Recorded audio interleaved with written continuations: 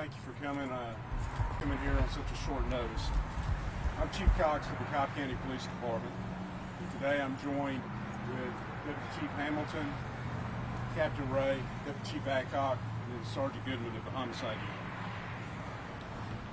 I've asked for this press conference today to provide an update on the triple homicide that occurred on the afternoon of July 3rd, this past Saturday, at Pinetree Country Club in the Kennesaw area.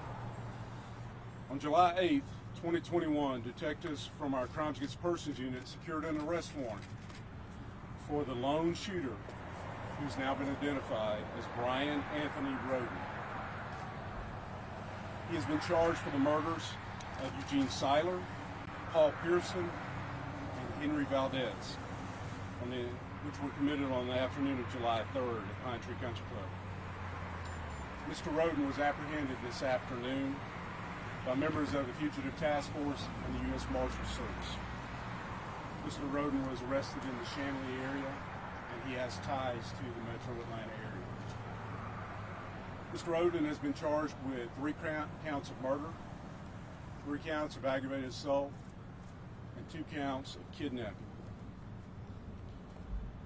The arrest in this case is due to the tireless investigative efforts of the men and women of the Cobb County Police Department, our community members, and our partners, both in local and federal law enforcement.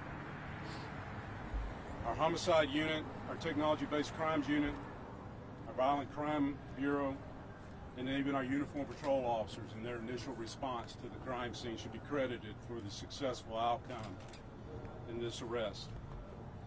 We literally had detectives that have worked around the clock, and some have literally slept in their offices since July 3rd, trying to clear this case. Several of our federal partners have also assisted in the investigation. We'd like to thank the U.S. Marshals Task Force, the Federal Bureau of Investigation, the ATF, U.S. Secret Service, and Homeland Security investigators that have assisted us.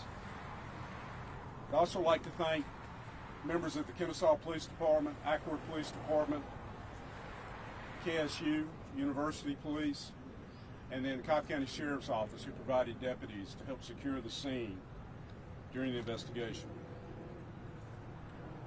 But I think one of the most important things, we'd like to thank our citizens, our community members from that area.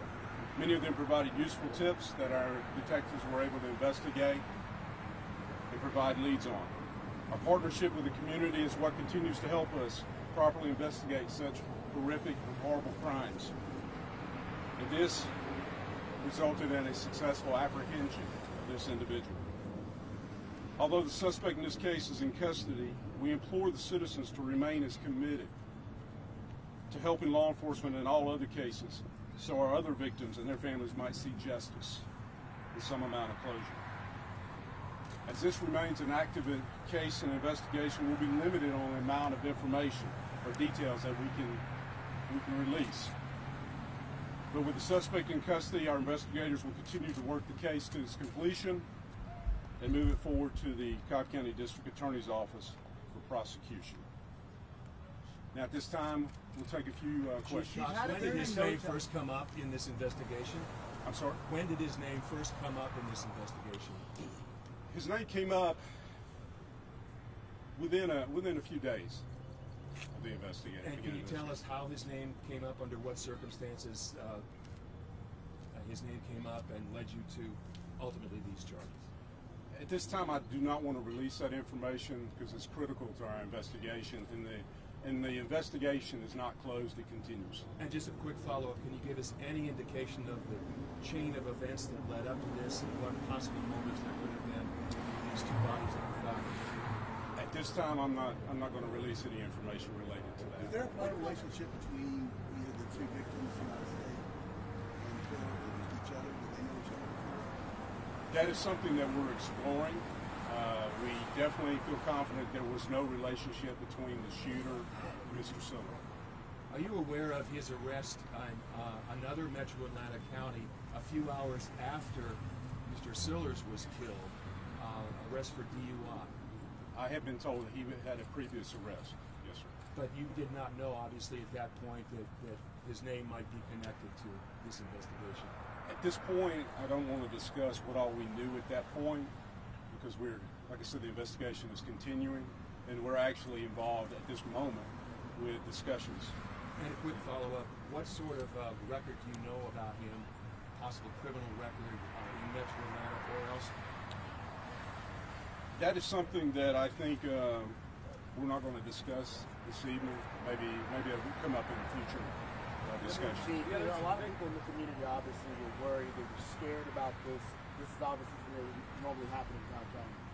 To the people out there right now who are watching, who are in that public, what would you want to tell them about what they should feel about where this investigation is? I realize that some members of the community felt some frustration. They felt like they had limited information, and I can respect that feeling. From the perspective that I'm at, I knew we had a mission to come to a successful conclusion of this and provide a form of justice to the Siller family. And the successful arrest and prosecution was our highest priority, and that's what we were focusing on. That's part of the investigation.